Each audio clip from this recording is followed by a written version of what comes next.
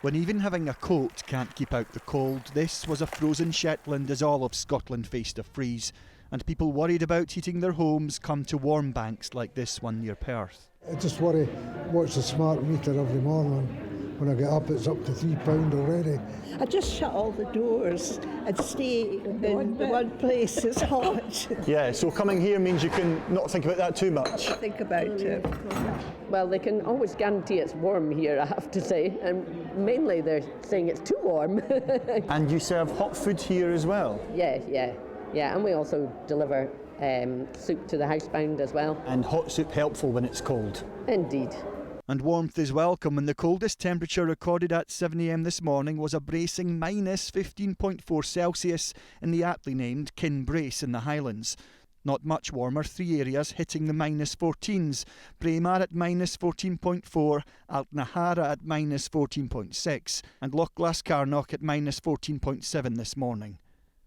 While snow has only really been an issue in the north and in higher ground, it is the cold that's been experienced across the whole of Scotland, and it has been freezing. Even in the central belt, they've been dipping into the minus 10s overnight, and during this cold snap, we're being encouraged to look out for vulnerable people.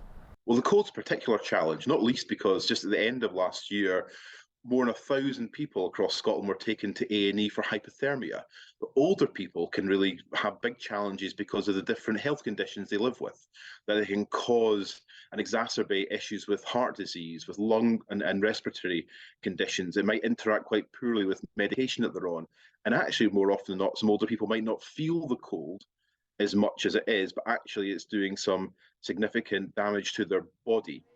The cold is bad enough, combined with a cost of living crisis. There's even more need for people to thaw out from the fear of freezing in their homes. Let's go to Perth to speak to Alan now. And Alan, in your piece you mentioned vulnerable people. What should we be doing if people are worried? Well, I think the best thing you could do is just to check on your neighbours. Look, it might feel a bit awkward, but knock on some doors, check people have got enough warm food, enough warm drinks to have, and make sure also that their home is warm enough, because a lot of the time people might not realise how cold their home actually is, so do what you can to help when you can. And what about these temperatures? How long are they expected to continue? Well, for a while yet. I mean, it looks sunny just now, but let me tell you, it is absolutely freezing here in Perth. I've got about 5 layers on just now. There's been a bit of a change in terms of the weather forecast. There was meant to be a band of snow across the central belt of Scotland tomorrow and Friday, but that has moved southwards a wee bit to the south of Scotland and the north of England. But even if you don't have snow, it will still remain very, very cold, and I expect some records will be broken over the next few days, so wrap up if you can.